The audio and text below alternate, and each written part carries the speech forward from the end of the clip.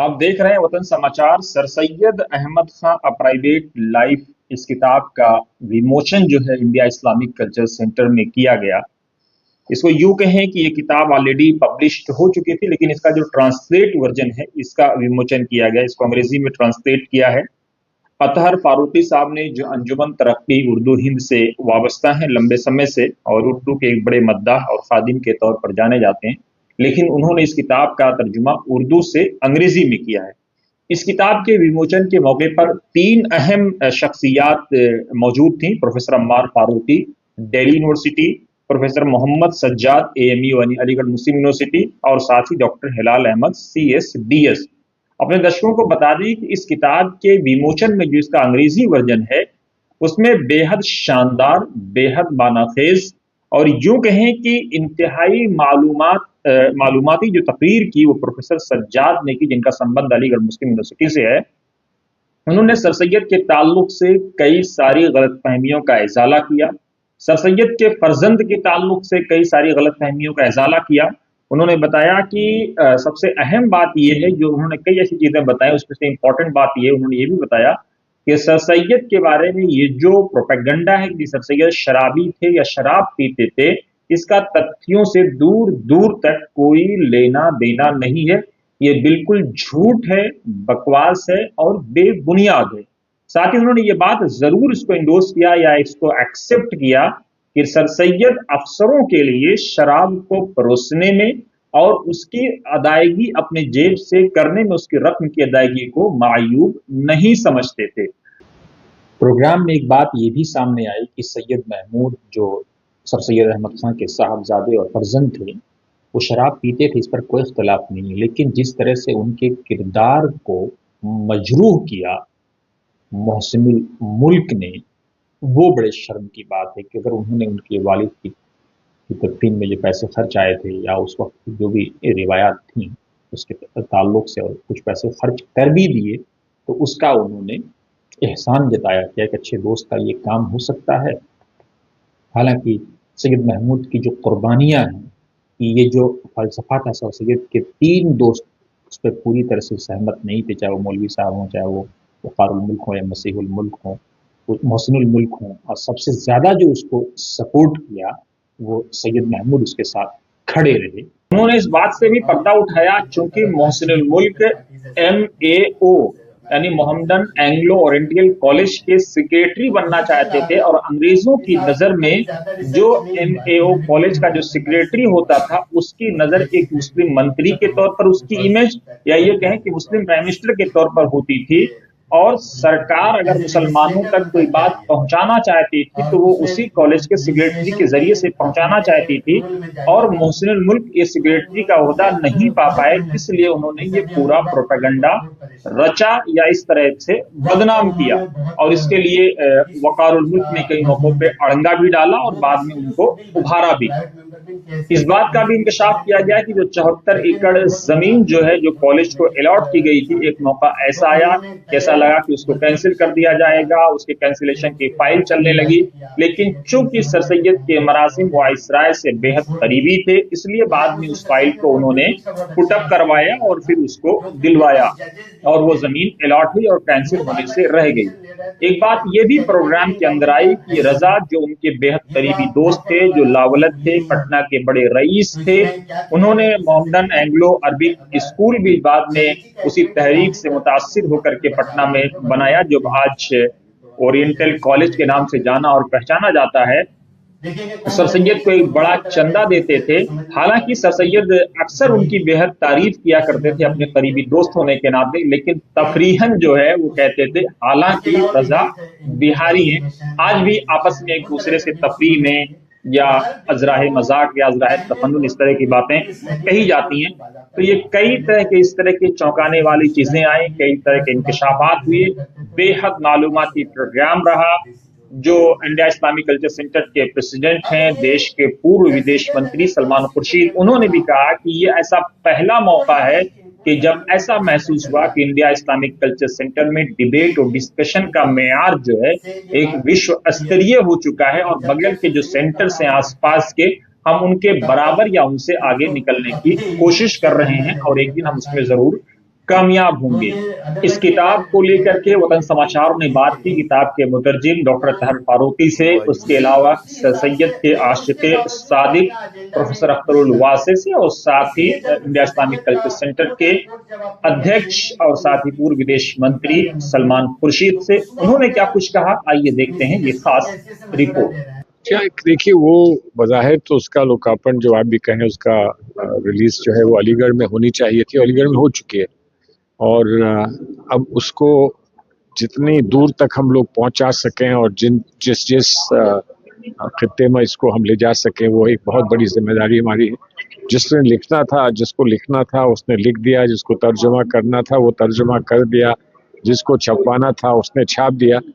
अब उसका फ़ायदा हम लोग उठा सकें और ज़्यादा से ज़्यादा आवाम में लोगों तक हम उसको पहुंचा सकें, उसके पैगाम को हम पहुंचा सकें, ये हम लोगों की सबकी जिम्मेदारी है। तो इसी सिलसिले में हम लोगों ने आज ये मुनक्किद की है ये मीटिंग, ताकि यहाँ पर कुछ गुफ्तगू हो जो लोग उनकी ज़िंदगी पर और रोशनी डाल सकते हैं, और इस किताब के हवाले से जो रोशनी डालेंगे उसका पैगाम हम जहाँ तक पहुँचा सकें उसका पहुँचाने की कोशिश करें। लेकिन सलमान साहब, सर सैयद जिन पे कुफ्र के फतवे लगाए गए, जिनको नचाया गया, उसके बाद भी वो अडिग रहे अपने वसूलों पर, और किस तरह से एक नेशन बिल्डिंग हो, एक स्कूल, कॉलेज, यूनिवर्सिटी की तामीर हो, तो आज की जनरेशन को उनसे क्या इंस्पायरेशन लेना चाहिए? ये सबसे बड़ा इंस्पिरेशन मैं समझता हूँ इसी बात का है कि कैसा इख्तलाफ माशरे में था और क्यों था, इसको समझने की ज़रूरत है। हम अपनी तारीख को अगर पूरी तरह से समझ नहीं पाए तो हम अपने मुस्तक़बिल को बनाने में कामयाब नहीं होंगे। पहले तारीख समझें और तारीख से कुछ सीखें और समझें, और उसको आगे बढ़ाने की बात फिर हम करें। तसव्वुर हम अपने मुस्तक़बिल का करें तब यकीनन हमको कामयाबी की तरफ बढ़ने का मौका मिलेगा। सर सैयद ने क्या कुछ देखा और क्या कुछ सहा और क्या कुछ उनको झेलना पड़ा, ये तारीख का हिस्सा बन गई है लेकिन ये बात, लेकिन आज भी हमको कम से कम इंस्पायर इसलिए करती है ये बात कि आज जिन दुश्वारियों का सामना करना है उनका हम सामना करें तो कैसे करें। जब तक अपने पर एतबार ना हो और जब तक अपने में पूरी हिम्मत ना हो और कॉन्फिडेंस ना हो तो हम दुनिया का सामना कैसे करेंगे, वो हम उनसे सीख सकते हैं, उनकी ज़िंदगी से, और जो कुछ भी उनके बारे में लिखा गया है इस किस्म की किताबें जब आई हैं तो उससे बहुत कुछ हम लोग सीख सकते हैं। एक सर सैयद के ऊपर किताबें बहुत कम हैं, और ख़ास तौर पे जो उनके ऊपर अंग्रेज़ी में किताबें हैं वो तो उन लोगों ने पता नहीं क्या तफरीक की है, जिसे आप उर्दू मुहावरे में कहते हैं घास खोद लिए, पता नहीं क्या किया है। इसलिए कि जो सर सैयद का ज़माना है और जो सर सैयद का अपना काम है वो सब तो उर्दू में है, और उर्दू भी उस ज़माने की पर्शियनाइज्ड उर्दू है। तो अगर आपको उर्दू और फ़ारसी नहीं आती है तो आप जो ओरिजिनल सोर्सेज हैं उन्हें आप ना पढ़ सकते, ना समझ सकते, ना सर सैयद पे काम कर सकते हैं। तो ये दो किताबें ऐसी हैं, एक शाफिक किदवाई साहब की और एक ये इफ्तिखार आलम खान साहब की। इफ्तिखार साहब की किताब चूँकि बाद में आई है और ज़ाहिर है कि बाद में आने वाली किताब बेहतर होती है उनको, हाँ, मतलब इसलिए कि ज़्यादा सोर्सेज देख लेते हैं और उन्होंने बहुत लंबे वक्त तक काम किया है। तो ये सर सैयद के ऊपर दो ही अहम किताबें हैं हयात जावेद के बाद। इसमें क्या खास है जिसमें आपको तर्जुमा के लिए मशहूर है? इसमें वो सब कुछ है जो हयात जावेद में नहीं है। कोई ऐसा वाकया जो दर्शकों के लिए कैची हो? नहीं, दर्शकों के लिए तो कुछ नहीं है, दर्शकों को किताब पढ़नी चाहिए, और इस ज़माने में लोगों ने किताब पढ़ना बंद कर दिया है। तो जो लोग किताब नहीं पढ़ते हैं, मैं उनको कोई कैप्सूल नहीं दे सकता किसी किताब के बारे में। किताब पढ़नी चाहिए। इस किताब की कुछ चीज़ों पर अगर आप रोशनी डालें तो सर सैयद की ज़िंदगी है, बड़ी ज़िंदगी है। 1857 के बाद जो आपके यहाँ ज़िंदगी में तूफान आया, तो उसमें अगर सर सैयद नहीं होते तो आपकी जागीरें ख़त्म हो रही थी, आपको सजाएं दी जा रही थी, तो आपको अंग्रेज़ों से कौन बचाता? सर सैयद नहीं बचाया, न सिर्फ आपको अंग्रेज़ों से बचाया बल्कि आपको सजाओं से बचाया, आपकी जागीरें वापस दिलाई, और तो और आपके बच्चों के लिए कॉलेज खोला जो 1920 में यूनिवर्सिटी बन गया। सर सैयद से तो बड़ा काम किसी का नहीं है पिछली 3 सदियों में। वो जो सैयद के कुफ्र की बात है उसका भी जिक्र कैसे नहीं भाई मुझे नहीं पता, ये अहमकाना बात है, इस पर डील नहीं करता हूँ कि कुफ्र और इतने बड़े आदमी पे आप कुफ्र का मतलब मैं सर सैयद के मदरसे में पढ़ा नहीं हूँ, बल्कि सर सैयद का आशिक़ सादिक़ हूँ। और सर सैयद की शख्सियत का अहम पहलू ये है कि उन्होंने जो सही समझा उस पर आखिर तक डटे रहे।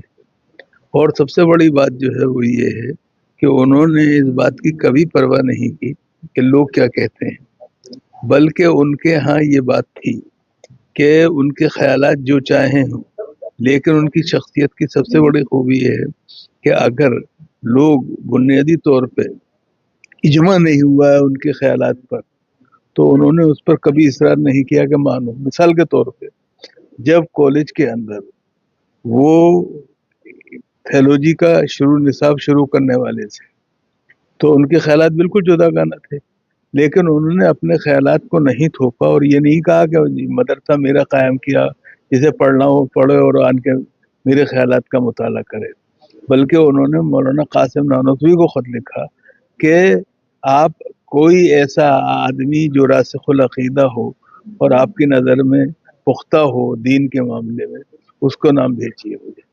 और उसके नतीजे में हम जानते हैं कि मौलाना कासिम नानोतवी ने अपने दामाद को भेजा मौलाना अब्दुल्ला अंसारी को। तो सर सैयद के ये बड़ी बात है। और सर सैयद की अहम बात ये है कि उन्होंने जो अंग्रेज़ों से की मदद की, लेकिन अंग्रेज़ों से मदद नहीं ली अपनी ज़ाती ज़िंदगी के लिए। नहीं, आज की प्रॉब्लम तो दूसरी है।